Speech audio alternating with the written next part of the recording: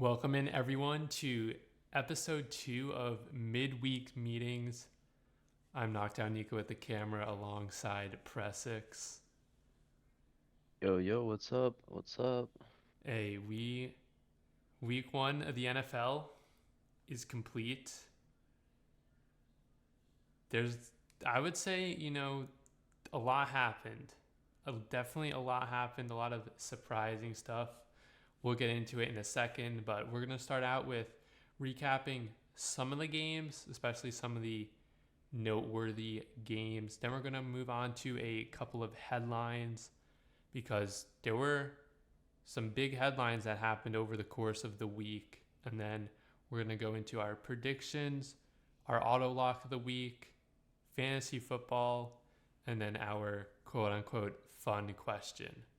But we're going to start off with recapping the games, starting off with the Ravens and Chiefs game to start off the season. The Ravens lost by a literal toe. Yeah, that game was kind of crazy. It was a good way to start the season off. The only thing that was kind of annoying about the game were all the illegal formation calls, made the game slow and kind of annoying sometimes. But other than that, it was fun and yeah, it was a good way to start off the season. I liked what I saw from both teams, really. I think both teams are set up to have a good season, and that'll probably be a potential playoff matchup that we'll end up seeing again this year. Yeah, I agree. It's definitely a loss for either team there. I don't think is going to be too impactful, maybe outside of home field advantage in that first seed. But yeah, I thought it was a good game. The Ravens O line I thought looked a little iffy a little bit, and also Lamar did have way more carries than Derrick Henry, although they count when he scrambles as well as a carry. But I thought I did see something earlier this week as well, saying that John Harbaugh said that they weren't going to. They didn't bring Derrick Henry over for him to have essentially 30 carries a game. So it's going to be interesting to see how much workload I think the Ravens put on Derrick Henry, especially in these first couple of games. But yeah, that game was great. Good way to start out the season. The Chiefs win, and outside of some questionable calls, I thought it was overall a solid game.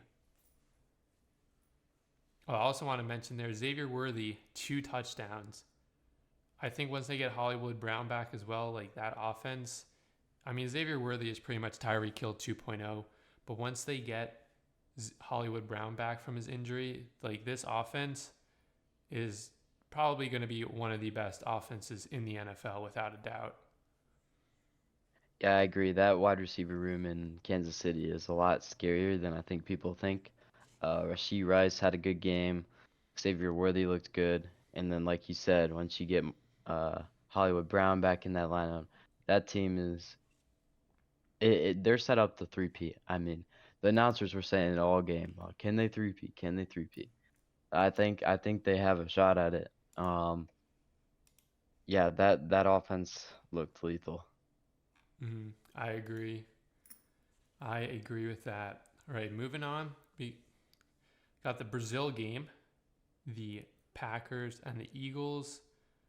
I thought it was a good game for the most part. Obviously, we have the Jordan Love injury, which we will talk about more once we get to the headlines of the week. But that field was just awful. The field, like everyone was slipping and sliding all over the place. I don't know if it was the grass or the field was just too wet. They overwatered it or something. But the game was good. The field though was a little questionable. Yeah, the field was definitely had a big like stain on the outcome of that game. I feel like one thing I saw online somewhere, someone was talking about how that field is meant for soccer players. I mean, soccer Mm-hmm. players play on that all the time, and that's way different than football, and just the mechanics of the two games are completely different. And I don't know if you saw, but there was footage of the end zone after the game, and the end zone was just all torn up. And yeah, that field, if the Packers plan, or just the NFL, not the Packers, if the NFL plans on going back to Brazil, I think they gotta fix the field, uh, have more preparation going into the field itself, because I think it definitely changed the game. Um, Even like Saquon Barkley, I think it was the first drive. He came out first play of the game. Yeah, He on like that pitch fell play. yeah, -3 yards in the backfield. Like it was just early on, especially, it was just not fun to watch. Every play, someone was falling down, and the play Yeah. was getting cut short and stuff. So yeah, I don't know. I'd have to look into it. I don't know what the difference. Like I think it was the weather that had to play a factor, because you look at the games that have been played in Europe over the past couple of years. They aren't like you maybe see someone like fall occasionally and stuff, but it's not like every play someone's slipping and sliding, falling on the ground or the grass, the turf, whatever it is. I'm pretty sure it's grass, and then the whole like field isn't tore up at the end of the game for those Europe games. So I don't know if it's just the grass or how the field was prepared, but yeah, if they go back to Brazil, or I think even anywhere where there's maybe not a dome, the NFL is gonna have some work to do on that. Overall, though, I thought it was a good game. It was very competitive. It kind of pretty much came down to that last drive until Jordan Love got injured, which I said we'll talk about in a little bit as well. All right, moving on. We're gonna talk about a couple more games. We're gonna go with the Patriots upsetting the Bengals. This I wasn't expecting this, but I kind of what we're kind of. I'm looking back on it. I'm not really surprised because the Bengals always seem to have a super slow start to the season. yeah. Unfortunately, this was my auto lock last week. I should have known coming into the game. T. Higgins was ruled out. Jamar Chase had minimal practice time preparing for that game. Um, I just think the Bengals weren't prepared and the Patriots were. I think that's what it really came down to. Uh, Joe Burrow still, that was his first game back from injury, even though and he hadn't worked with Jamar all off season. So it's kind of like they had to find that connection again, I feel like. And the Patriots had been working together all off season. I think the team chemistry is kind of what helped them win that game. Um, I didn't actually watch this game, but from what I heard, Burrow didn't have a great outing. Nah, he Um, did not. yeah, so I think the Bengals, they'll recover, they'll come back. But yeah, that's honestly the Patriots winning that game. Not that big of an upset if you think about it. Yeah, I think actually let me pull it up right here. Yeah, Burrow only threw for 164 yards, no touchdowns, but I think we always underestimate the Patriots defense, right? Because we think now the Patriots, they're not that good. Their defense is low key, kind of underrated a little bit, but we just think of them, as bad because their offense the past few years has just been, one of the worst in the NFL. But their defense, low key, kind of stingy. I mean, this was not the highest scoring game ever. It was 16-10. So essentially, they only won by 2 field goals. But I mean, if you look at the stats, they didn't really do a lot of passing. Jacoby Brissett had 121 yards. Ramondre Stevenson had 120 yards on the ground. So this was just like the Patriots won with their rushing attack, 170 total yards. But I mean, I don't think the Patriots can do that every game though. Like not throw for a lot and then rely on their defense, which is good, but is not top tier. So we'll see how it goes for the rest of the season for the Patriots. But a lot of people were not expecting this. Probably outside of Patriots fans hoping that their team wins. And we'll see when the Bengals, probably after week 4, I'm going to guess, is going to, pick up their pace. Yeah, I agree. I think the Patriots, they're gonna play from behind a lot of games this season, and they're gonna fall behind a lot. They can't rely on that passing game, and if they're down big, they can't just run the ball all the time. So they're definitely gonna fall at the deficit of their passing game this season. Mm-hmm. Moving on to the Bears and the Titans game. Caleb Williams did not play good, first off, but he did get the win, and he is the first quarterback to start in week 1 and win a game as a rookie since, I want to say it was 2002. I think it was David Carr who did that. So he did not play good, though. He was 14 of 29 for only 93 yards. The defense carried him, if we're being honest. They had a block punt, and they had a interception return touchdown. You've probably seen the meme of Will Levis falling to his knees in Walmart. That photo is hilarious. But yeah, I mean, a win is a win, though. But what did you think of, because Caleb Williams didn't play good. The Bears offense looked like they had essentially Justin Fields back at the helm of the quarterback position, and it just heavily relied on their defense. As a Packers fan, I hate that they won this game. Caleb Williams did nothing to win this game, basically, like you said. Having less than 100 passing yards and winning the game is absurd. Um, but yeah, the Bears defense, they're really good this year. Top 5 defense in my opinion. I know they were playing Will Levis and the Titans, but they held the Titans. I think they were scoreless in the second half. I can't be mistaken. I think the Titans had 17 at half. I don't remember what the final score was, but Yeah, they didn't score in the basically, second half. yeah. So that Bears defense definitely clutched. I think Caleb Williams, it'll be an experiment. I think he'll grow into his role a little bit, and if he doesn't, that's gonna raise a lot of questions in that organization. Like they went and built this whole offense around Caleb Williams. Yep. So if he can't succeed in this offense, the Bears are gonna have a problem on their hands here. I want to say he also broke another record of winning the game and not like being the first. I don't know if it was player or rookie to not get to 100 passing yards and win the game.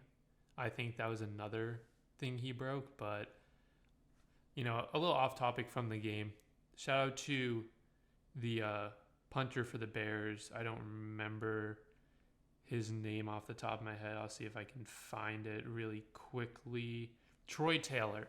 Shout out to Troy Taylor because apparently, when he got drafted, Caleb Williams sent him a text saying, "You're not going to need to be punting that much this year." And he had 6 punts for 270 yards, which I want to say was more yards than the Bears had in general that whole game. Yeah, the Bears had 148 total yards. He had 270 punting. So, yeah, shout out to Troy Taylor, man. He's doing his thing, but Legend. he he and that defense kept them in the game, and we'll get into it in our predictions. Caleb Williams is going to have to do better against Houston, especially on Sunday Night Football, but it was the Titans, and I don't think the Bears defense will be able to keep them in a game that long against that powerful Houston offense when we get to it. Moving on to the Sunday Night Football game, Rams at Lions. That game went into overtime. There's going to be some controversy as well on should the opponent or should both teams be able to get a possession in overtime. The Lions won the toss. They went down the field. I don't think they threw it once on that drive. All David Montgomery, pretty much. They scored. Game over. But that game was a little closer than I thought it was going to be. It was a really good game. Cooper Kupp essentially kept them in that game. along with Matthew Stafford. But I think watching that game, the Rams may be a little better than I think what we thought. Yeah, I've been kind of high on the Rams this off season actually. If we refer to last week, I actually picked them to win this game. I said it would be a Matthew Stafford revenge game, and I think they played well. The Puka injury is unfortunate. Yeah. Prayers to Puka. Hope he gets better. But yeah, I saw the OT rules. I saw some people calling for the college OT rules to be implemented in the NFL. Let both teams get the chance to score, you know. That's something interesting to talk about for maybe next year. Maybe Roger Goodell can change that and the dynamic kickoff. But besides that, uh, I didn't watch this game, but from what I've seen, the Lions played that game a little differently. They didn't rely on Amon Ra and Sam Laporta, from what I could tell. They were kind of both quiet during that game. That hurts for fantasy managers. I know. But yeah, they kind of relied on the run, it seems like, and that's kind of what helped them win that game. Yeah, I mean, Amon Ra, which I will definitely talk about in fantasy when we get to our fantasy section, was non existent. They relied heavy on the run with David Montgomery. He had 91 yards. I think Jahmyr Gibbs had he had 40 on the ground as well. But yeah, it was all Jamison Williams pretty much in the passing game. 5 receptions for 121 yards. He had a touchdown as well. So it was all Jamison Williams for that passing attack pretty much. 121 yards of the 217 Goff threw was to JMO. But that defense, they supposedly upgraded at corner a little bit, with Carlton Davis and stuff. He was making plays. I just think it's going to be a work in progress. Terrion Arnold looked pretty solid as well. But I think that Rams defense, even though they did give up 26 points, I think that Rams defense is, a little underrated, and it's going to show throughout the rest of the season. And obviously, we'll see how that offense goes, with not Cooper Cup, with Puka Nacua being out for at least the next 4 weeks with that knee injury. But Demarcus Robinson in his place looked pretty solid, was catching some clutch balls and everything. So I think they'll be fine on offense as long as, Cup or Kyron Williams doesn't get injured as well. Moving on to our last game we're going to recap is the 49ers just dominated Aaron Rodgers in his return from injury. Jordan Mason goes off. We'll get into this a little bit as well, but apparently Jordan Mason, during one of his interviews, I think it was the one right after the game, said he knew he was going to be starting since Friday, and they didn't say Christian McCaffrey was going to be inactive till pretty much like right before game time. So it threw a lot of fantasy managers off, which I know people are going to be angry about, but I think I saw something as well where the NFL is going to look into that for improper, I guess, displaying of player status or something. I'm not sure what the exact terminology is, but besides that, the 49ers completely just dominated this game. Yeah, 49ers offense was good as normal. So was their defense. I think the Jets defense needs some work. They got to figure something out. They got burned. Um, Aaron Rodgers, I think he's just getting back into the groove of things, coming off that injury. Um, he'll be back. Jets will be back. But the 49ers are looking good. They're definitely a contender in the NFC this year. Yeah, the 49ers looking scary. I think we saw this last year as well. Like once that Jets offense like gets a couple 3-and-outs or whatever, it just wears that defense down. We saw it last year with the bad quarterback play, and I think it happened today, or it happened Monday against the Niners as well. Even though the Niners do have a really good offense, we saw the rust on Braden Ayuk dropping that touchdown pass. That's just from the contract holdout and not playing. he'll probably get back to normal as well.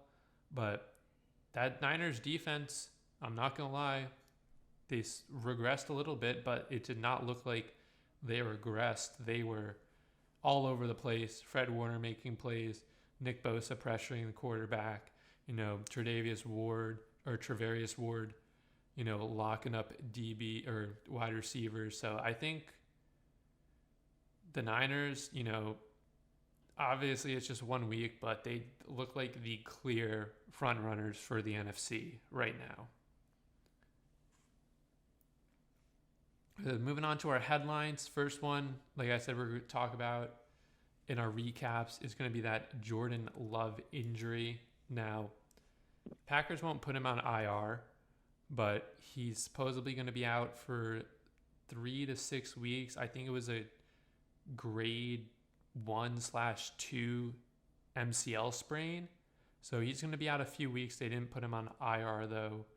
Obviously, he's probably not going to win MVP now, but this is a huge loss for the Packers because now they're down to Malik Willis and Sean Clifford, who I'm not even sure has played a snap outside of probably kneeling the ball. And Malik Willis's time in Tennessee when he played did not look good. So I'm worried. If I'm a Packers fan, I'm worried on how good, this team is going to be without Jordan Love. All right, so I'll give my little 2 cents here since I'm a Packers fan. First of all, Sean Clifford in the NFL is 1 for 1, and I think he had like a 40+ yard pass to Bo Melton. That's his only play in the NFL completion, anyways. He's 1 for 1. All right, kind of a legend, if you ask me. Anyways, besides that, I think the initial reports in Jordan Love 3 to 8 weeks. I think those are not what Packers fans are actually thinking. I saw something today. Matt LaFleur came out and said Jordan Love is doing everything in his ability to come back, and he's not even ruled out for this week. So we could be seeing a return maybe 2 to 3 weeks. Jordan Love wants to play this week. I don't think that'll happen. I think they're going to go with Malik Willis this week. But I think the Packers still, their season's not over like some people initially thought. I think if they can get through the next 2-3 weeks, if they can win at least one of those games, I think they're still in a good spot to make a run in the playoffs this year. That injury it looked bad at the time. I think Jordan is not as injured as we think, It could have and been I a lot think worse. he'll be able to. Yeah, it definitely could have. I mean, that was so close to tearing his ACL. I mean, he could have easily been out for the year with that hit. And yeah, we definitely dodged a bullet with that one, I think. Yeah, someone who has him on fantasy as well. Yeah, I think he's currently listed as doubtful. So I don't even if he is better, I don't think he plays this week just as a precautionary. So I think Malik Willis plays against the Colts this week, but it's just going to be a matter of how long is he actually out for. And then I'm not 100% sure on the Packers schedule. Let me try to pull it up real quick. But I know they play Indy this week. And then let's see who they play after they. So they play Indy. Then they play Tennessee and Minnesota as their next 3 weeks. So, I think pretty much we'll get over it into obviously our predictions. But, even with some poor quarterback play, I feel like they can beat Tennessee as long as the defense steps up. Minnesota, maybe a little bit more of a challenge. Same thing with Indianapolis, but I think Tennessee and Minnesota are definitely winnable as well. So as long as he's not out for, longer than 3 weeks, I think the Packers maybe lose 1 or 2 games, probably 2 games, I'm going to say. But its injury could have been a lot worse than it was. So, just hope that Jordan Love has a speedy recovery and he gets back to playing ball because the Packers are going to need it. They're not going to be able to survive on Sean Clifford and Malik Willis, especially if Malik Willis is playing how he's played in the past. All right. Speaking of injuries, I didn't have this up because it was, kind of newish, but Puka Nakua is out for at least 4 weeks with a knee injury. I think it was the same injury that he had in training camp. It seemed to get better, and then obviously during the game, he just, you know, I don't know if he landed on it awkwardly or like misplanted his foot, but he came out and then never went back in, and now he's out for 4 weeks. Right, Puka Nakua is great wide receiver. I don't think this is as big as a blow in the wide receiver core for Los Angeles as people want to make it seem. Obviously, Cup and Puka Nakua are like a dynamic duo, but I think Stafford will be fine. Like we saw during Sunday Night Football, Demarcus Robinson seemed to come in clutch at times as well. So I think they'll be fine. It's just, you know, it's just going to depend on how bad the injury is and when he's able to get back to 100%, because he thought he was 100%, but I guess clearly he wasn't. Yeah, I agree with you. I don't think the Rams are gonna suffer too much from this. I think they'll be able to stay afloat. Uh, they have a decent receiver room behind Cooper Cup, and I think they'll be able to stay on top of it, even with this Puka injury. I think their defense will also help them out. I think they're underrated on defense. Got a lot of acquisitions in the offseason, and yeah, I think they'll be just fine. Moving on to our next topic, Tyreek Hill. This is the big one. Tyreek Hill gets arrested right before the game, right outside Hard Rock Stadium. Now, they did release body camera footage. I did not watch it yet. It's 3.5 minutes long. You can watch it on here if you want to watch it. But this was kind of, I don't even know how to process it. It just seemed bizarre on kind of like both ends. But I don't know. It just seemed like weird. And then obviously, a couple of his teammates arrived on the scene and then they like detained, I think it was Calais Campbell as well. So I'm not really sure what that was about either. But it just seemed like a weird situation for both parties involved.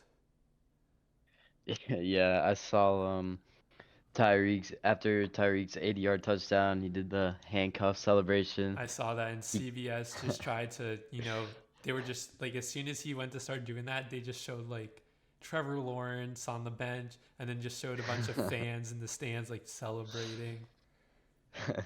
Yeah, I think Tyreek was definitely not happy about that, how that whole situation played out. Um, it's kind of funny though. That doesn't happen very often in the NFL. No. I also heard Johnny Smith was also involved in the situation. I don't know if he was detained or whatever, but yeah, that's interesting, interesting little situation there for Tyreek Hill. Yeah, that whole situation was just it was just crazy. Like I said, it's just kind of bizarre. I think he only ended up, if I'm not mistaken, just getting some sort of ticket for like reckless driving because I think he was going way over the speed limit. But I think besides that, like, you know, they released the body cam footage fairly quickly.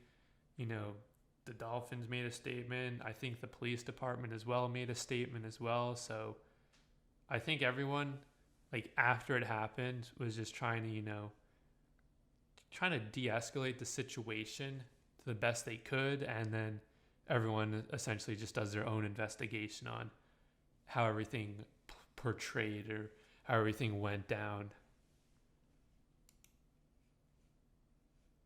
All right, our last headline, which we talked about this last week as well, but after seeing it in week one, how do we feel about the new kickoff, the dynamic kickoff?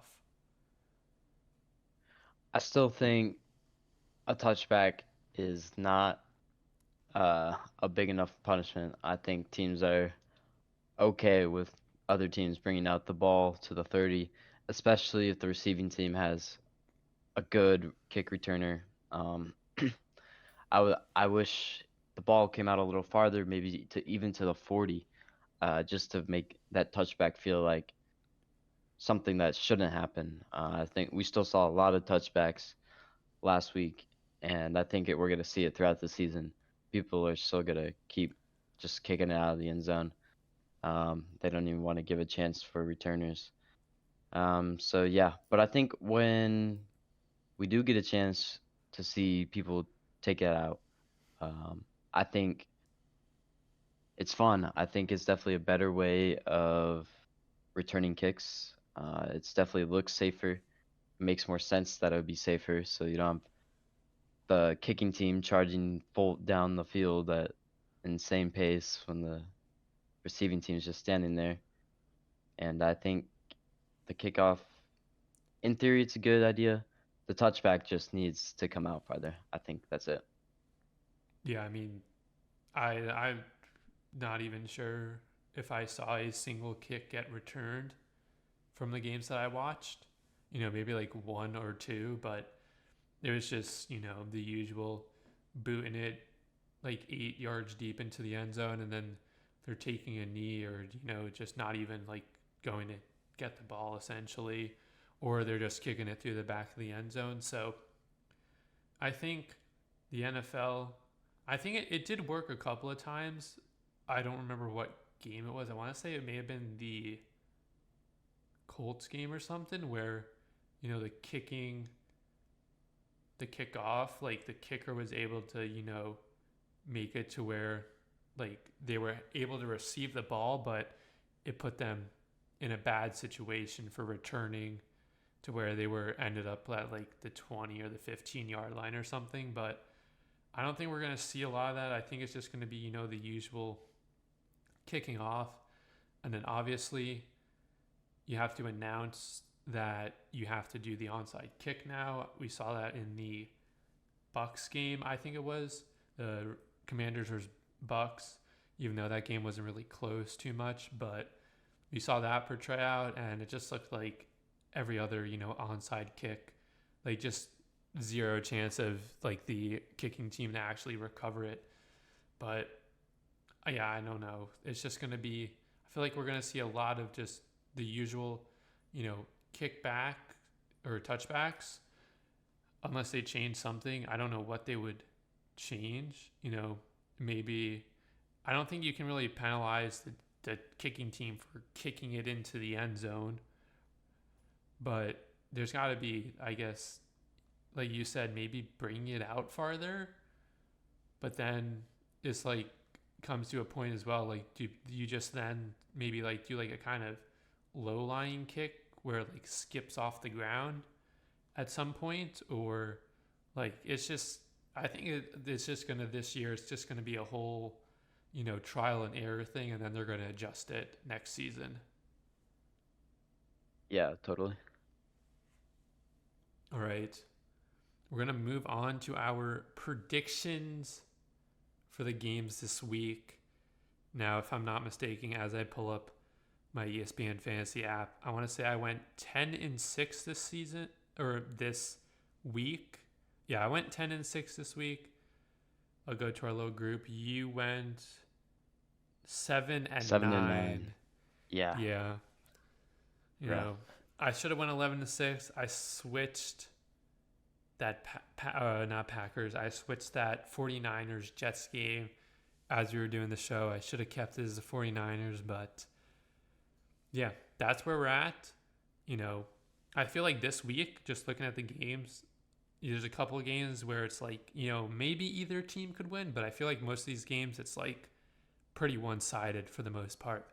But we're going to start out with our Thursday night football game. We got the Bills at the Dolphins. Who do you got winning this? The Miami Dolphins are gonna win. Yeah, home field advantage on the Bills team, who they struggled early against the Cardinals, which was not a good sign. But they did end up rallying and beating the Cardinals. But I think Miami's gonna get off to a fast start. Although one thing about Miami, their running back room's looking a little banged up right now. So they're probably gonna have to rely heavily on that pass game. Hope Achan is going to be back and available. I know Mostert is out for this week. So Yeah, we'll just see how that running back room shapes out. But I'm still taking Miami here no matter what. I want to say, I think I saw something that, yeah, Moster was out. I think Achan DMP'd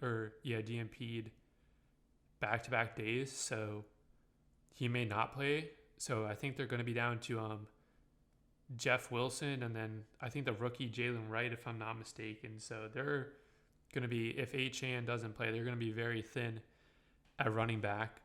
That being said, I'm taking the Bills in this game.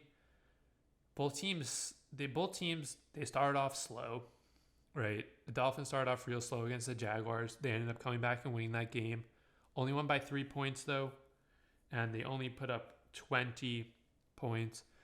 Buffalo, playing the Cardinals, they started off slow as well, and they obviously, you know, won that game. But this game's going to come down to Josh Allen and his legs. These Buffalo Miami games seem to always come down to the wire as well. I'm taking Buffalo, especially if, that running back room for Miami is not going to be healthy as it was last week, and they're going to rely heavy on the pass. Buffalo's going to know they're going to be relying heavy on the pass. Tua isn't a known scrambler QB, so I'm taking Buffalo in this game. All right, up next, we have the Saints at the Cowboys. I watched this Saints game against the Carolina Panthers, and they looked dominant, I will say. But they were also just playing the Carolina Panthers, and I think the Dallas Cowboys are gonna win this one. I think the Cowboys are just a better team overall. I think the Saints, if they want a chance, they got to get Olave more involved. Olave was pretty quiet last week versus the Panthers, which is kind of surprising.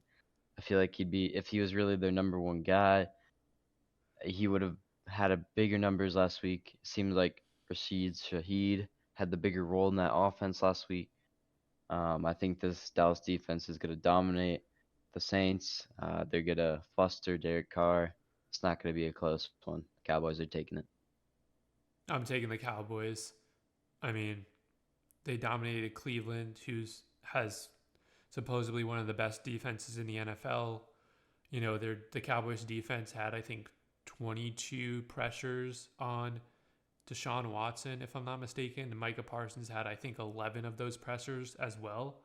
So, yeah, I mean, the Saints looked good, but they're also playing the Carolina Panthers, which we'll get to them when we get to that matchup. But the Panthers somehow looked worse than they did last year. So the Cowboys offense, it was clicking as well last week. So I really don't think this is going to be too much of a competition. We're probably going to see, mid-season Derek Carr with, 8,000 checkdowns to Alvin Kamara when they're down by 2 scores. So I'm taking the Cowboys. Up next, we have the Buccaneers at the Lions. This is a rematch from the playoffs last year, and I think it's going to end in the same result with the Lions taking it. I think the Bucks, their offense is pretty good. Defense is kind of mid. Got a few good players here and there. Lions are the better overall team, I think. I think Amon-Ra comes back into form. Same with Sam Laporta.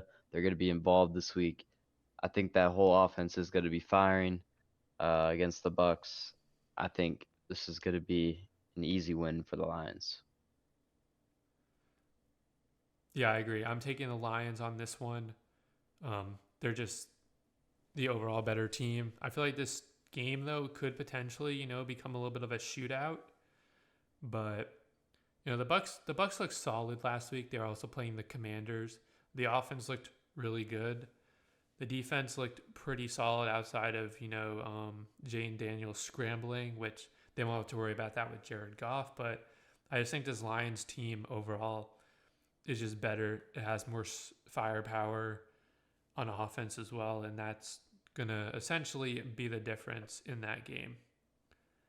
All right, up next, we have the Colts at the Packers. I'm taking the Green Bay Packers. Um, yes, I might be a little biased, but I think Anthony Richardson is going to be rattled. He's playing at Lambeau. It's a hard environment for QBs. I think even with the Jordan Love injury, Malik Willis, he can fill in. He's kind of a dual threat guy. I'm expecting a lot of play action out of the Packers, a lot of jet sweeps. We saw that with Jaden Reed last week. I mean, he's dangerous with the jet sweeps. I mean, Yeah. he scored on one last week. I think they're going to be doing a lot of that this week. Um, I think this Packers offense could be very run heavy, and I'm going to be honest, that Colts front front line on defense is not that great. I think the Packers are going to be able to exploit that. Uh, our offensive line didn't look too great last week, but I think still some chemistry issues with people switching in and out. We got a few rookies on that offensive line. I think they're starting to figure it out though. I think the running game is going to be really good, and I think it's going to come down to our defense. We had two takeaways against the Eagles in the first week, and I think and that was against Jalen Hurts, who was um, pretty highly respected guy in the NFL. And I think Anthony Richardson is going to be primed to giving us those takeaways, interceptions, fumbles. I think we're going to have two turnovers at least. Um, yeah, Packers are taking this one. I'm taking the Colts.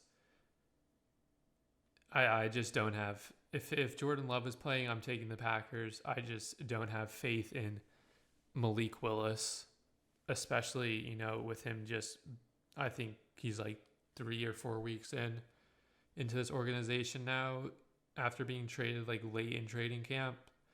And when he played with the Titans, right, it was the Titans, but he didn't look good in most of his games. And I think that's honestly, it's going to come down to that. It's also going to come down to which Anthony Richardson the Colts have.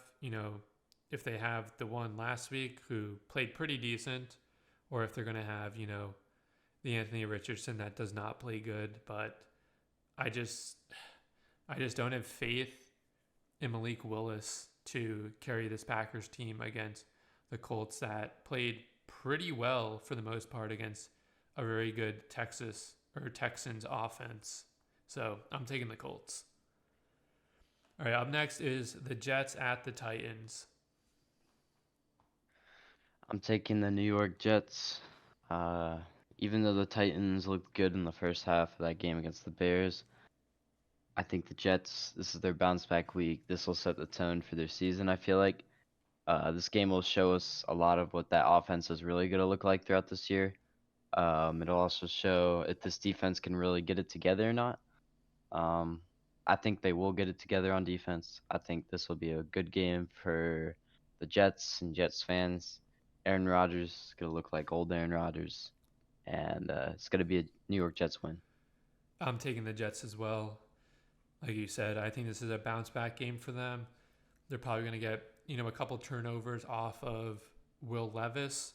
And yeah, this game may not be, by the end of it, this game may not be competitive. But the Jets are going to bounce back from that kind of, I would say, embarrassing loss to the 49ers. Everyone thought they were probably going to be a little more competitive than what they were. But yeah, we saw how the Titans played against the Bears, and the Bears definitely have a worse defense compared to the Jets. So the Jets are going to easily take this win. All right, next matchup is the 49ers against the Vikings. I think the San Francisco 49ers will win this game. There's not much to explain here. It's just the better overall team, better at every position other than Justin Jefferson. Um, maybe the Vikings can get some good work on offense. I mean, maybe Aaron Jones gets some good touches. I mean, he had a pretty decent week last week. Maybe Justin Jefferson has a good week too. But I think this 49ers defense could be way too much for the Minnesota Vikings. And I also think that the Vikings defense is not going to be able to stop the 49ers offense. Jordan Mason looks like he can step in and fill, well, not fill Christian McCaffrey's shoes, but kind of do all right. Um, I think the 49ers will be just fine. Brandon Ayuk will be back. And yeah, this is the 49ers game, 100%. I'm taking the 49ers. Like you said, there's not that much that needs to be said. The Vikings defense looked good, but they also played the Giants last week. And, overall, the Niners just have a better team, outside of obviously Justin Jefferson, like you said. But yeah, I just don't, maybe it's competitive for a quarter, but I feel like Sam Darnold makes, a few mistakes and it just goes downhill from there for the Vikings. So I'm taking the 49ers. Right, up next, we have the Seahawks against the Patriots. This is a home game for the New England Patriots, who upset the Bengals last week.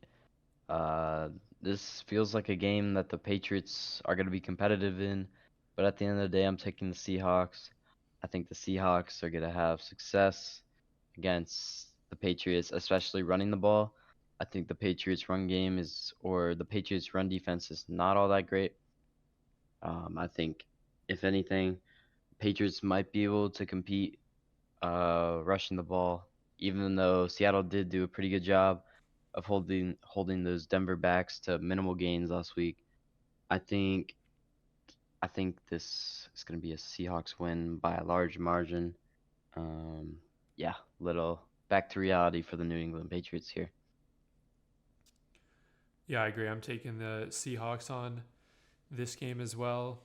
They're just the better. They're just a better overall team, but I think as well, like it's just the Patriots had their upset against the Bengals, but I don't think it happens again. You know, that Seahawks defense, even though the Broncos did score 20 points, they were only held to 231 yards.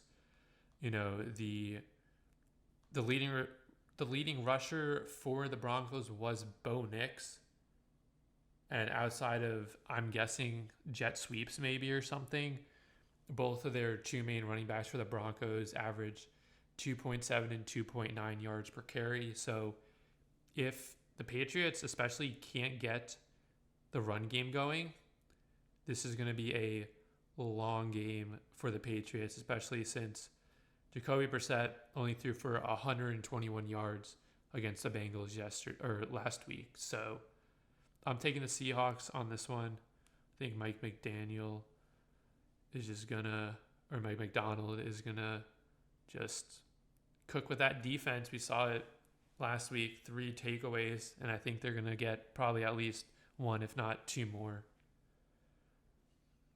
Up next, which could be the snooze fest of the week, we have the New York Giants at the Commanders. This Giants team is really bad. I mean, it's really bad. The Vikings dominated this team, and I think the Washington Commanders are going to do the same against the New York Giants. Uh, Jaden Daniels had a pretty good week one. He didn't look terrible. The rushing game for the Commanders wasn't terrible. I think they gotta figure out that passing game a little bit. Some of their big name receivers were kind of quiet.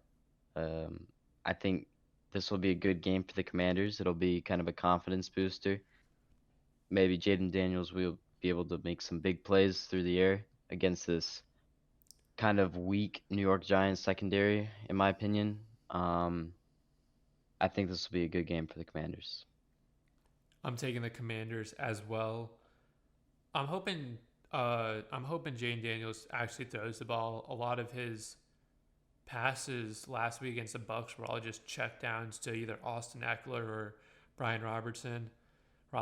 So yeah, hopefully he actually throws the ball. And the other balls that he threw that weren't a little check downs for running backs were just 5 or 6 yards at max. So we'll see if they allow him to throw the ball down the field. This Giants team looks like absolutely terrible though. I'm putting it here in words right now. Malik Willis will be, or not Malik Willis. I'm putting it in words right here.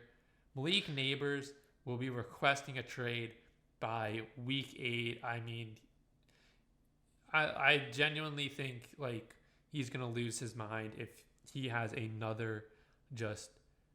Even though he was, I think, the leading receiver, he's just gonna like absolutely lose his mind if he has a, you know, another just horrible game with Daniel Jones at quarterback. So yeah, I think the Commanders win this. I think they have a little bit better defense, than they think, or than that the Bucks showed against that defense. But I mean, the Giants scored 6 points against the Vikings, which don't have the best defense in the NFL, or probably not even the top half. So yeah, I don't know. Unless Daniel Jones throws like 4 touchdown passes, it's just I don't see this game. It's just the Giants fans are just they're in shambles. The Commanders win this. This game might even be worse, honestly. We got the Chargers at the Panthers. I'm taking the Chargers. I was kind of impressed with the Chargers rookies and Harbaugh in Los Angeles. I think Joe Alt had a great game. He kind of silenced Max Crosby last week, which was it's pretty impressive. First week as a rookie, kind of showing up Max Crosby, who's one of the best pass rushers in the game. Lad McConkey had a pretty good week as well, with the touchdown, I believe. Um, I think this Chargers team way better than the Panthers. The Panthers looked miserable last week.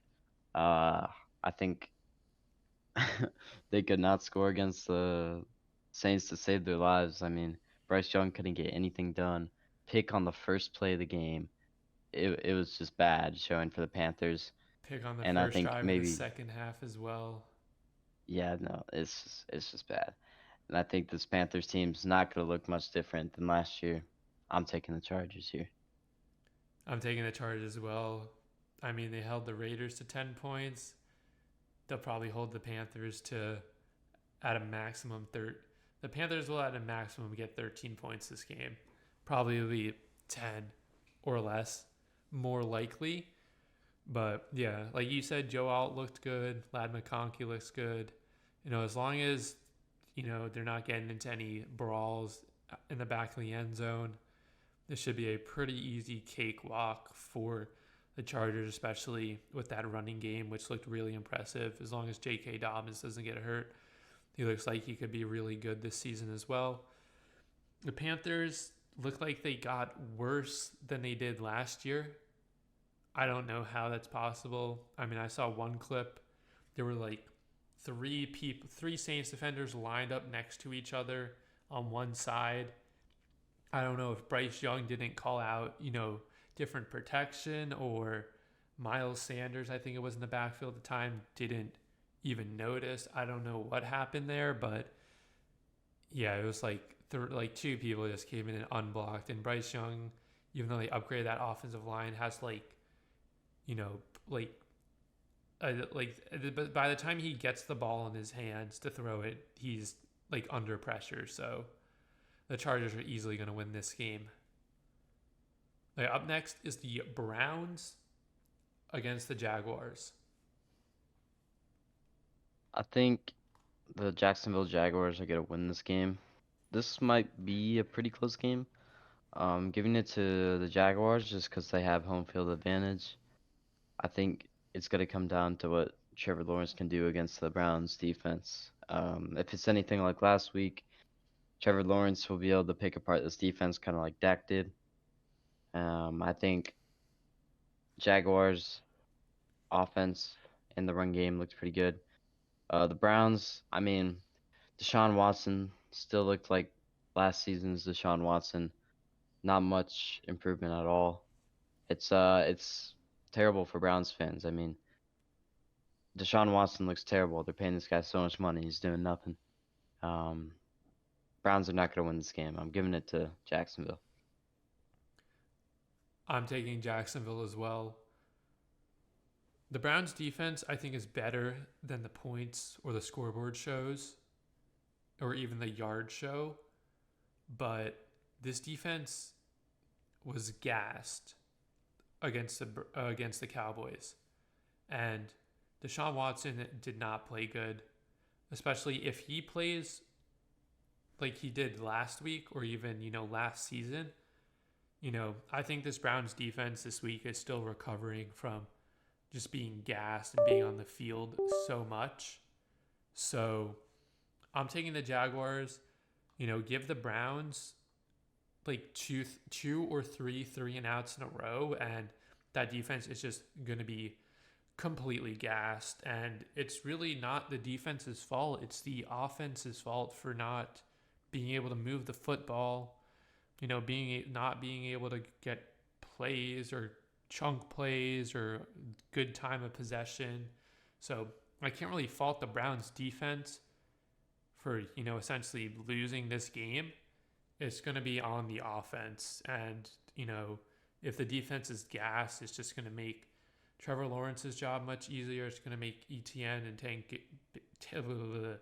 Tank Bigsby's job just so much easier running the football. So I'm taking the Jaguars. Up next, we have the Raiders at the Ravens. Raiders did not look good last week against the Chargers. I'm taking the Baltimore Ravens. Should be a blowout. Lamar. Sorry. Lamar Jackson. He played good last week. He's gonna play good again this week. Ravens defense could be too much for Minshew.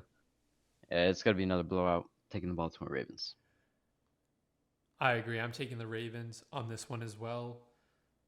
Yeah, the Raiders didn't look good against the Chargers, and the Ravens are just a way better team. So, Derrick Henry, I think he's going to do much better than he did against the Chiefs. And Lamar Jackson, I don't think he runs as much this game, but he's going to pass a lot more this game. I think they get Mark Andrews a little more involved. I do think, though, from an athleticism standpoint, Isaiah Likely is just a more athletic tight end on Baltimore right now. So either way, however the ball gets distributed for that Ravens offense, the Ravens are going to win this game. The defense is going to stifle Gardner Minshew and that Raiders offense. All right, up next, we got the Rams at the Cardinals. The Rams look good against the Lions. I've been high on the Rams all off season. I think they got a solid roster. They have a team that can compete.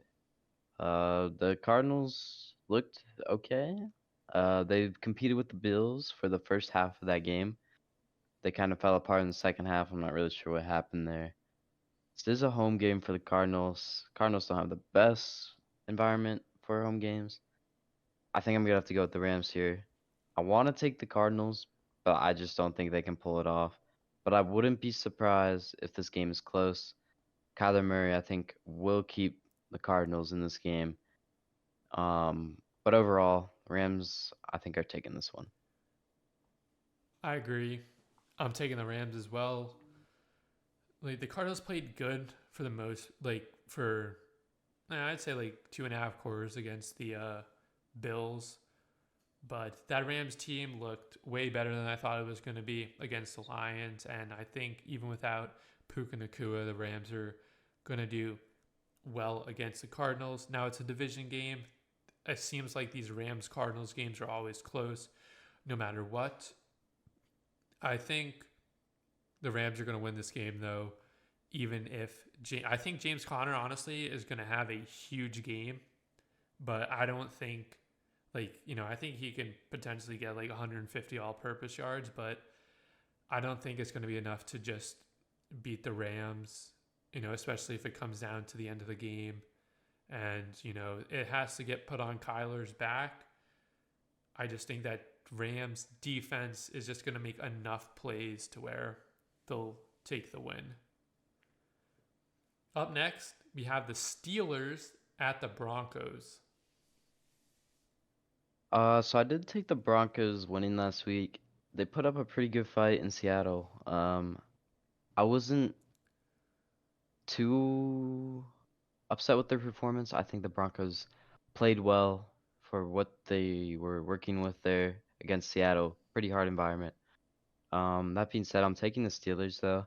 I think the Steelers defense is very good. I mean, they held Kirk Cousins to basically getting nothing done last week, even though he's coming off big injury. Don't matter.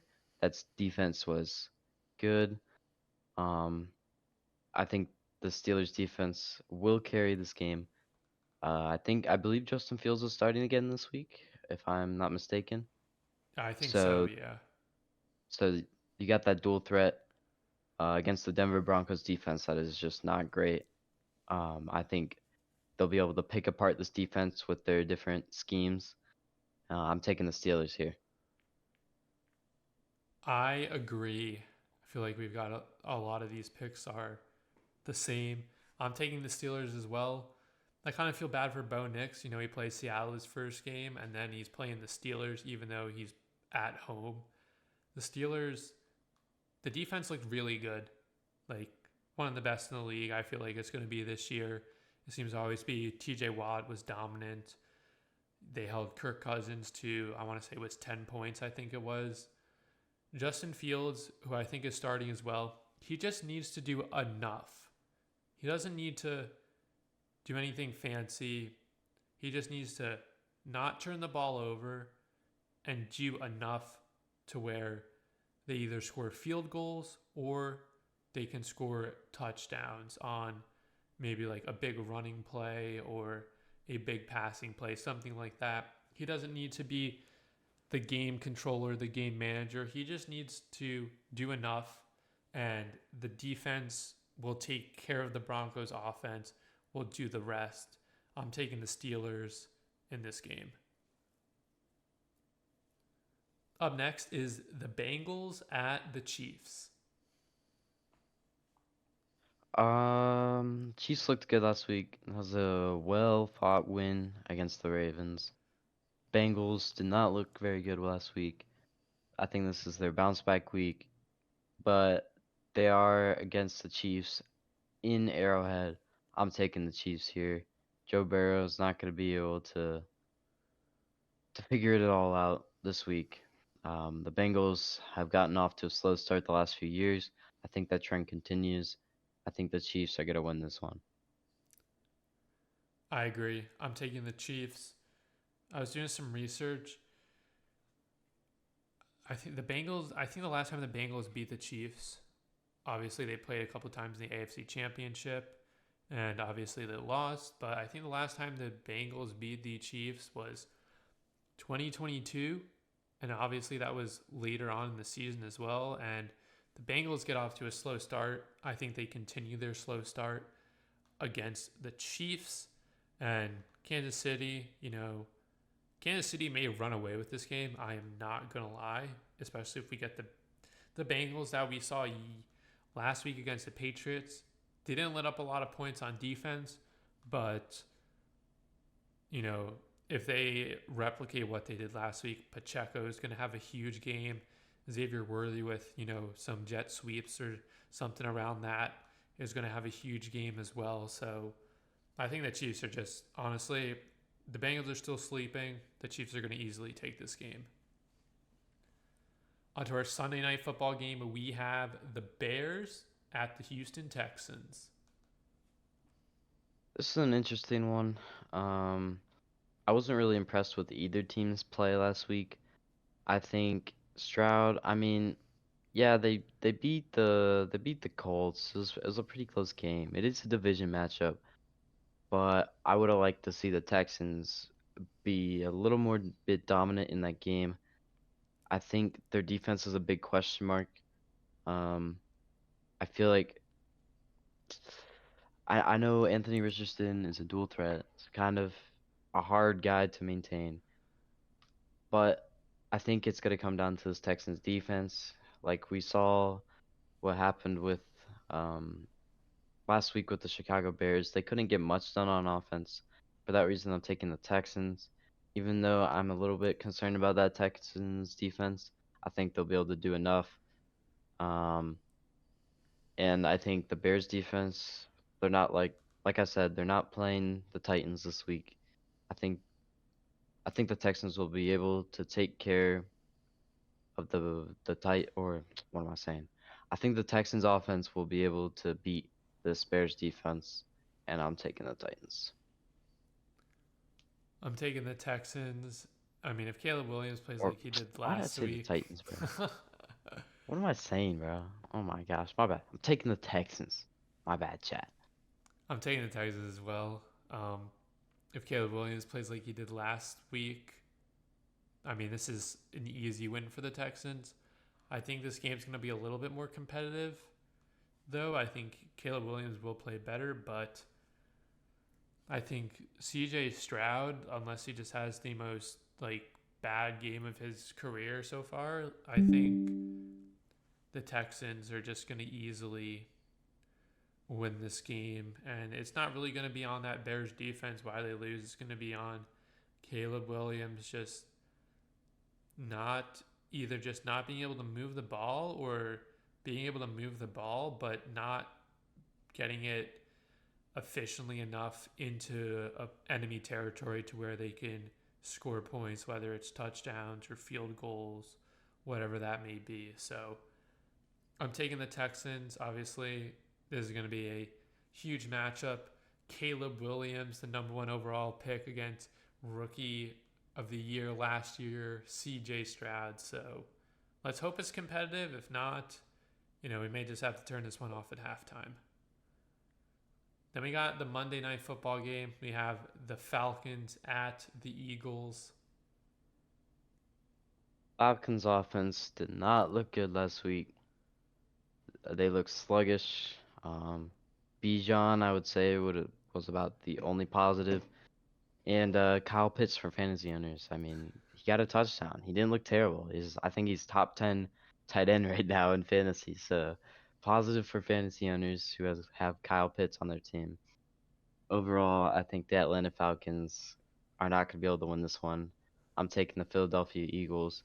I believe this is an Eagles home game as well, which doesn't help the Yes, it Falcons at is. all. So, although Jalen Hurts, nothing impressive against the Packers, I won't lie. I think, if anything, this is going to come down to Jalen Hurts and his performance against the Atlanta Falcons defense. Um, Kind of hyped up this Falcons defense in the offseason. I mean, they didn't let the Steelers score that many points against them. Um, Not a bad performance by their defense, but their offense just couldn't get anything done really. Um, yeah, I think the Eagles are going to take this one. I am also taking the Eagles. I mean, Saquon Barkley had a huge game last week. I think he has a huge game this week. The Falcons, like I said, they only let up 15 points, but the offense didn't help. The offense didn't help the defense. And I mean, the Steelers against the Falcons last week, the quarterback play was just enough to where it got them the win. I think even if Jalen Hurts doesn't have the greatest game, I think he does more than just enough to power this Eagles team to a win. I think Saquon Barkley just, watching last week's game adds a whole nother dimension to how explosive this Eagles offense can be. Whether, it's running or, maybe a screen pass or something. But yeah, I don't know. This game's just either not going to be competitive at all or it's going to be a high scoring game. It's going to be one of those two. I don't see it being any other way. But with that being said, like I said, I'm taking the Eagles to win this matchup. Those are our predictions for week 2. We're going to move on to our auto lock predictions. Now, my auto lock, like I said, or last week, I had the Seahawks winning. Check that off. Unfortunately, Mr. Pr3ssix had the Bengals and they Yikes. lost. So he's out of the Eliminator Challenge over on ESPN. But who is your lock for week 2? Well, I think my lock for week 2 is going to be the Chargers against the Panthers. I watched that Saints team dominate the Panthers, and I think it's gonna be the same story this week. I mean, I think the Chargers overall are about equal to the Saints. I think it's gonna be a similar outcome. Um, that's my auto lock for this week. I know it's a Panthers home game. This will probably be the most people they have in the stands the whole season, but I'm still taking the Chargers. That's my auto lock. Yeah, that's probably the safest option. And, I think I saw something, I could be wrong. Like, there were tickets going for like $1.63 a piece or something for Chargers or for Panthers games. I don't know if it was this week or last week or something, but you know, especially if the Panthers do bad these first couple weeks, I feel like the only people that are going to show up to their home games are season ticket holders or just some fans that are trying to get an autograph from Xavier Legette. But back onto the topic of the auto lock, I'm taking the Eagles to beat the Falcons. I just think this Eagles offense is going to be too much for the Falcons to keep up with on offense and defense. So I feel like this is a pretty safe pick as well. That Eagles offense looked really good as long as Jalen Hurts doesn't turn the ball over a lot. I feel like this should be a pretty easy win for the Eagles. I agree. I think the biggest thing for the Eagles is maintaining Bijan. The Packers had a lot of success running the ball outside. Bijan is super explosive. That's going to be the biggest threat to the Eagles. And if the Falcons, if Kirk Cousins somehow comes back to his form last season before he got injured, that might be hard for the Eagles. I doubt that happens though. I think you're right. I think the Eagles are gonna take this one pretty easily. Yeah. Moving on to fantasy football, and oh man, how would you rate your fantasy football week? I wasn't too disappointed with it. I know I lost, but I think I got unlucky. Jonathan Taylor only put up like 10 points for me. DK Metcalf had like 6. I don't think that trend will continue throughout the year. I think those guys will definitely improve. Making a change at QB this week. I'm putting Purdy in over Herbert. Um, yeah, I think Purdy will have a good week against that Vikings defense. Just gotta light him up. Yeah, I think I have a pretty decent chance of winning this week. Let's look at my matchup here. My opponent has Burrow at QB, so that'll be interesting to see what he does in And you said Arrowhead A there. Chain in, which who's questionable. I don't think A Chain plays. True. I Yeah, I don't think A agree. Chain plays tomorrow, so he's gonna have to put either Jaleel McLaughlin in or Zach Moss and or Zeke.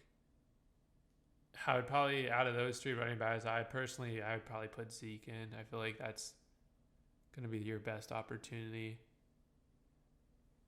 Yeah, so I think I have a pretty favorable matchup this week.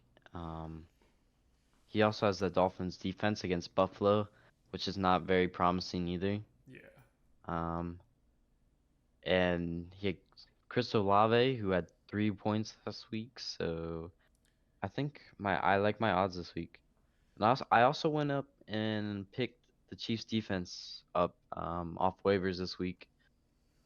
Wait, no, I didn't. What am I talking about? Yeah, you did. I haven't changed it. Wait, okay, okay. I'm looking at week 1 still. My bad. So yeah, I had the Bengals defense last week. That didn't go well. I went ahead and grabbed the Chiefs, who are playing the Bengals. I think that's a pretty favorable matchup for that defense. Yeah, I'm liking my odds this week. I'm just looking at this. I guess I missed over this. Someone dropped Aaron Rodgers for Field, so I'll be curious if anyone picks up Rodgers in our league. But I mean, dude, my fantasy week, I want to shout out to Jordan Love and Rashard White and Harrison Butker, they were pretty much the only ones that did anything. I mean, Etienne had 11.9, right? That fumble, subtracts 2 points, so he would have had 13. It was about what he was going to average or projected. DJ Moore, with how bad that offense was, somehow managed 10 points. And Schultz, I mean, I wasn't expecting too much out of him. He got 4.6. But Amon-Ra, Terry McLaurin, I thought that Jets defense would be a little better. I think they bounced back against the Titans. But, yeah, I don't know. I was looking after Thursday Night Football thinking I had a better chance to win. And I just didn't. And also shout out to James Conner, who I left on my bench that weekend. If I had him in, I think I would have won. But yeah, if I put him in over McLaurin, I gained 16 extra points. So I think I lost by 15 and change. So I think I would have won if I had put in James Conner. So that's unfortunate. I'm making a QB change as well. I'm putting in Jared Goff this week. Obviously, because Jordan Love is doubtful. He's probably not going to play this. Actually, he's not going to play this week. So I got Goff in, which honestly I don't mind. He's playing the Bucks. Obviously, the Bucks didn't really have a lot of passing defense because Jane Daniels just threw a bunch of checkdowns and ran the ball. So it'll be a good test, but I think Amon-Ra and Goff bounce back. I also picked up Isaiah Likely on waivers. I may start him because Dalton Schultz is questionable with an ankle injury. He did not practice today, so we'll see when that comes down to the wire. I may need to make that decision Sunday morning or, before the 1 o'clock game starts, since Schultz is a Sunday night game and Isaiah Likely is 1 p.m. So we'll see how that goes. But for the matchup, I mean, I don't know. I feel okay. He has the Detroit special team defense against Tampa. I don't think that's too good, but I mean, he's got a pretty solid team. Lamar, Brees, Najee. I feel like Marvin Harrison can be a liability, and so can DeAndre Hopkins. So I don't know. I feel like this is just going to be a 50-50, whoever just performs better, essentially. This is not really related to my team at all, but how is Alan Lazard the number 3 fantasy wide receiver right now? That is crazy. That just shows the Aaron Rodgers effect right there. That's insane. He caught a touchdown. It wasn't even from Aaron Rodgers. He caught a touchdown pass from Tyrod Taylor in garbage time, like under 2 minutes in the fourth quarter against the Niners. So yeah, it's just like, I mean, if you look at the players, I think Amon-Ra, let me click on Amon-Ra. Yeah, he is position ranked 71st because he had 4 points last week. Like, it's just, it is crazy. And Chris Boswell's still available. Wow. Free agent, number 1 kicker. So I'm sticking with looking for a Harrison change, Nico. Buckner. No, I'm keeping Buckner. I think he's gonna be solid. All right. Wait, what happened to my? I was gonna pull up my parlay, but I don't know where my free CeeDee Lamb pick went. I was thinking of this though, and I'll tell you it. So I got, obviously my parlays last week didn't go too good. 2 of them got refunded, and then I lost 2 of them, which was very, I wouldn't say sad. I mean, Gino threw a pick on literally the first play of the game. So that was very unfortunate. Mike Evans also didn't hit. He was 9 yards short. And obviously Amon-Ra did not hit it either. But I think this week, there's a free CeeDee Lamb pick. Let me see if I can pull this up. I was thinking of doing, obviously, the CeeDee Lamb pick.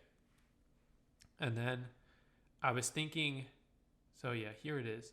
The CeeDee Lamb pick. This is what I was thinking of. CeeDee Lamb.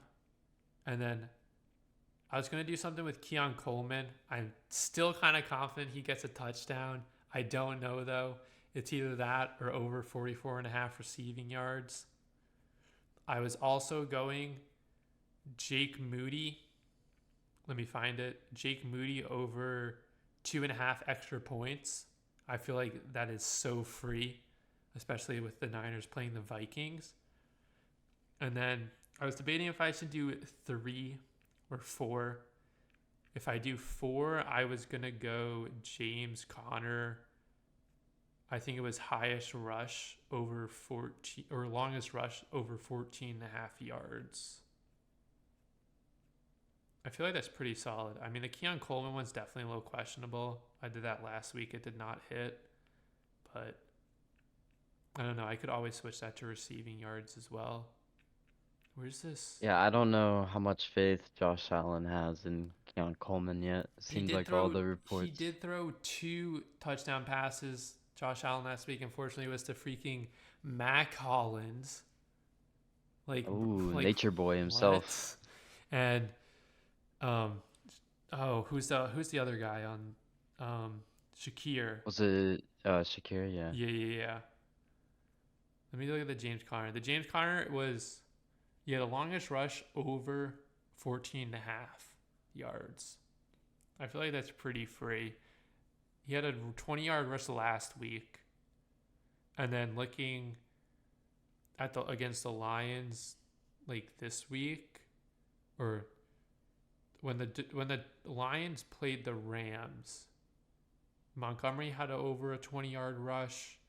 I think Gibbs had over a 20-yard rush as well. Actually, let me pull it up as well. Yeah, Montgomery's longest rush was 20. Gibbs was only 8, though. And then there were some 12 and 13. So I don't know about that one. I'm kind of on the fence with the James Conner one. What are we thinking? I like the James Conner line. I think, Over 14.5 longest rush. yeah, I think so. I think he's kind of a beast. I think he'll definitely break one against the Rams I feel like defense. I feel like James Conner is gonna go off. He's gonna need to go off against this Rams defense if they want to win. This Keon Coleman one, like, dude, I just like touchdown maybe questionable or over 44.5. Well, or higher or lower than 44.5 rushing.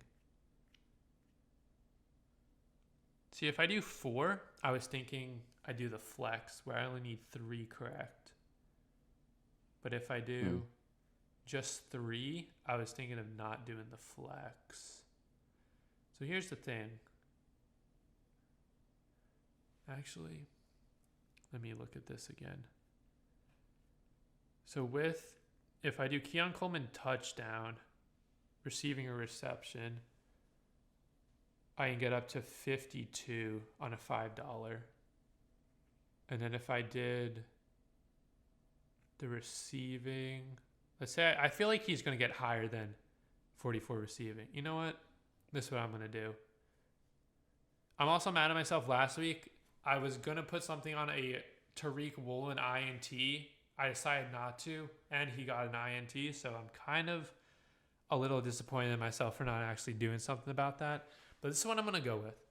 I'm going to flex this. We got the free CeeDee Lamb pick. We got Jake Moody over 2.5 extra points. We have a higher on the longest rush for James Conner, 14.5. And then Keon Coleman, pretty much any time, or it's a rush or receiving touchdown.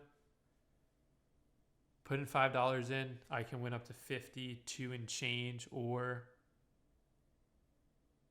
if I only get 3 correct, I think I win like, I don't know, $16. So either way, as long as I win, I hopefully am going to make a profit. If not, then I don't know. I'm pretty much used up all my bonus bets essentially. I cashed out this week. I cashed out like 30 and change. So essentially, if I lose this, I've lost all the bonus bets that I've gotten. But we'll have to see. Moving on to our fun question though. Unless you had something to say.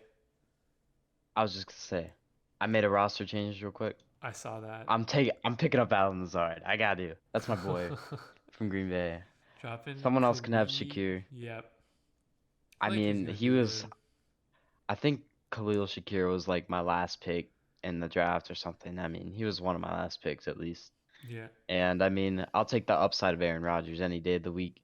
And if Lazard's one of his favorite targets, that's Yeah, fine with Mike me. Williams I'll was kind of stats him on my bench. non-existent as well last week.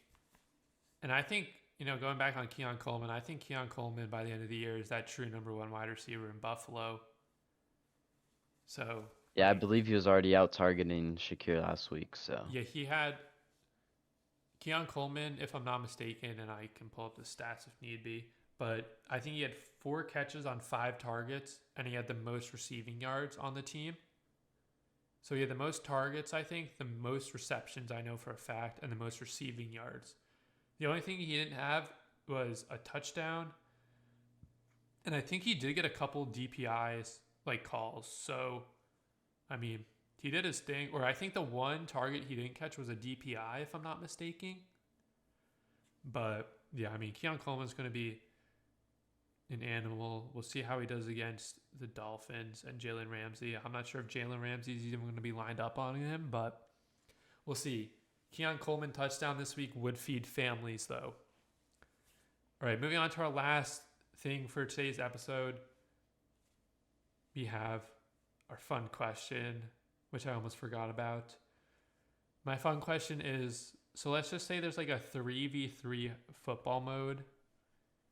You're allowed one quarterback, one wide receiver, and I'm going to say cornerback, but I guess you could do safety as well, a DB. They all got to be current players. Who are you taking? all right, all right, all right. I'm gonna start with a DB. All right, I Okay. gotta go with my boy Jair Alexander. He had a pick last week against the Eagles. He's kind of my guy. I have his jersey. He's my goat, Packers legend. So that's my DB. Wide receiver. This is hard. There's There's so so many many good good wide wide receivers. receivers. Yeah. Um, oh, I'm gonna go with Devonte Adams. All right, it's probably not the number one choice for most people. I do have a bias as a Packers fan though. I love Devonte. I've seen what he can do with Aaron Rodgers.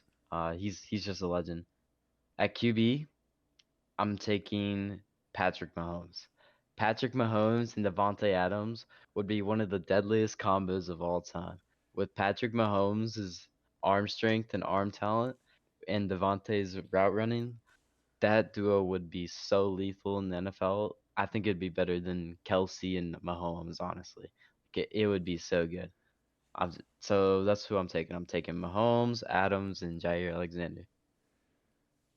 That I'm a little questionable on that wide receiver, but All right, for all right. me, I'm not going to choose any of the players you chose. So I got to think who I'm going to take as quarterback. For cornerback or DB, however you want to call it, I'm taking I'm taking I'm going to take Tariq Woolen. I mean, Hmm. he is tall, he's fast. He may not be super physical, but he can keep up with any wide receiver pretty much in the league. He was a former wide receiver himself in college for a little bit. He knows how to play on essentially like how the receiver moves and stuff. And outside of some tackling issues he's had last year, he's been really solid so far in his career. So I'm taking him as my cornerback. Wide receiver, I think I got to go Tyreek Hill. You could say Justin Jefferson as well, but I'm taking Tyreek Hill. He's just super fast, super athletic. He's got good agility, and he's got good hands. And that honestly is really, he's going to probably be a runner for Offensive Player of the Year. So I got to take Tyreek Hill. Now, my quarterback, I was going to take Mahomes, but being that you took Mahomes, I've got to retract that and think who I'm going to take for quarterback. There's so many good quarterbacks here, but I think I'm going to have to go with, this may be a little controversial, but give me Josh Allen. Give me Josh Allen at QB. Okay. He's got the size, he's got the arm strength to throw deep passes. His accuracy may be a little questionable at times, but I feel like he can do that. And obviously, there probably won't be any scrambling, but I feel like Josh Allen, matched with Tyreek Hill and his speed and everything, that's just such a deadly combo, and Yeah. that would honestly feed families. All right. My question, it's not as fun as yours, just like All last week. right, But sounds good. my question is, which rookie, just based off week one, would you say you were the most impressed with, and which rookie are you the least impressed with through week one? Okay, I'm gonna go with least impressive first. I think you got to give it to Caleb Williams. Like, you could say Caleb Williams was a little overhyped, and I think he still is overhyped, but less than 100 passing yards, like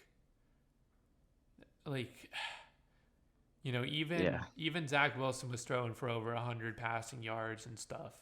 Uh-huh. Under 100 passing yards. Granted, he didn't turn the ball over, which is good, but I feel like that is the most underwhelming. And then the most impressive. Ooh, there were a lot, but I think I gotta go. I think I gotta go Xavier Worthy. All right, he did have 2 touchdowns, but I think I don't think everyone knew what we were going to expect with Xavier Worthy. I think we all just expected him to be, kind of a play action go route merchant, just burn the defense with his speed, but he just burnt the defense, on a simple end around play. And I feel like it's going to continue that throughout the season. It may not be successful every time, but I think the teams are going to try to counter it, but they're still going to not expect him to be as fast as he truly is, and that's it's going to make him deadly. Yeah, I agree. Um, I think my least impressive would be Marvin Harrison. Oh, that's He had yeah. He had. one catch, I think it was for 4 yards. Did you see that This he guy was wide was, open on yeah, I that did, I last did see play? that. And then I Kyler, I did see think, that. came out yesterday or today saying that's not his job or something. To Yeah, find I think he said his job wasn't to like find him just because he's this highly touted rookie. yeah, But I think, I mean, if Kyler only threw one pass to him all game, right?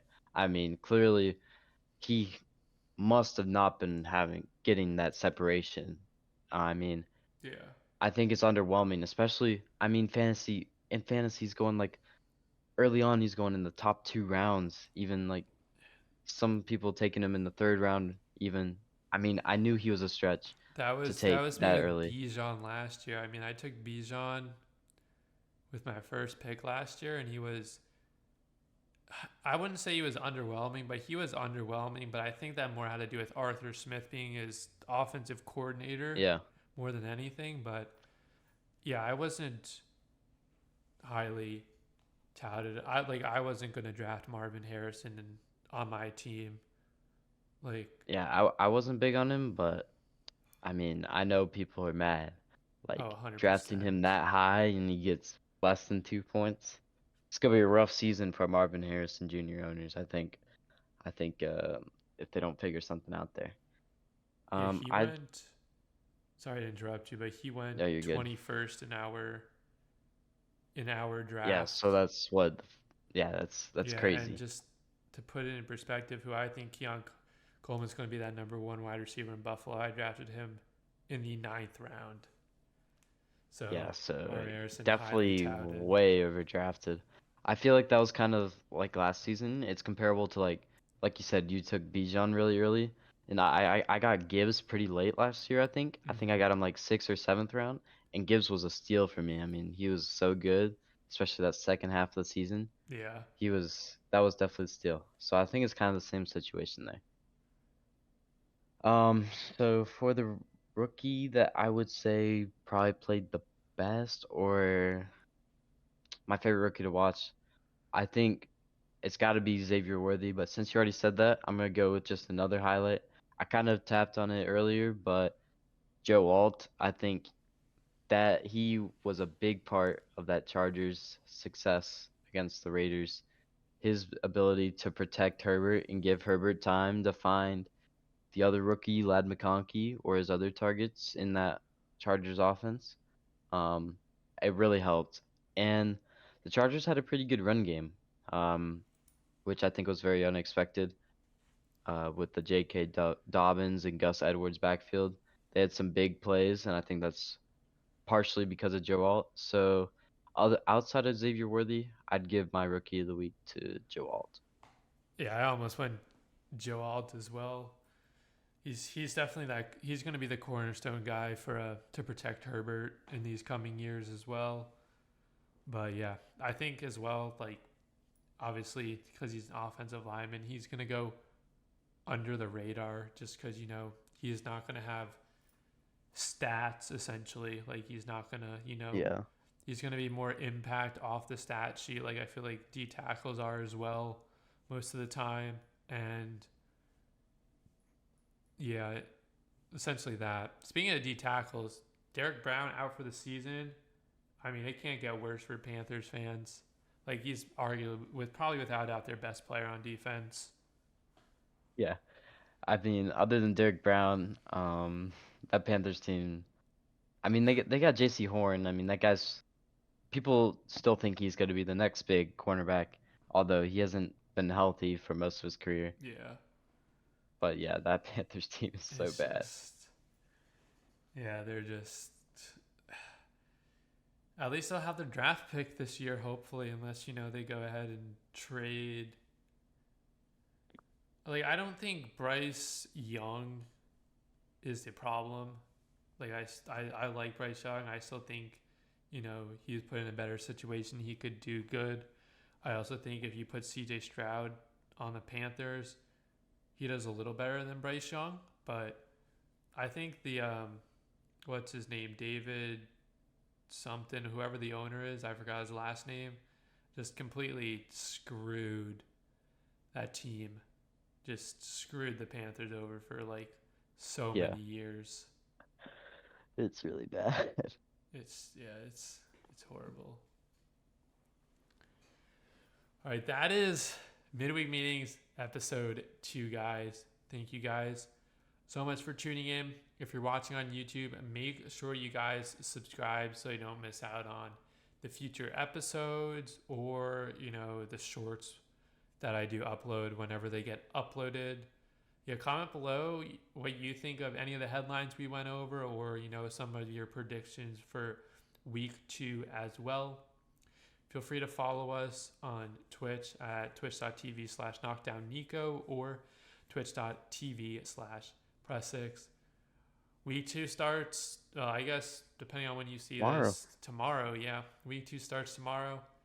It should be a good week, hopefully. I feel like it's going to be a little less hype than last week just because we had some really good games last week. But Yeah. that is all to be determined. Anyways, though, guys, thank you guys for tuning in and watching. We will see you guys next Tuesday at 7:30 p.m. Eastern live with the episode.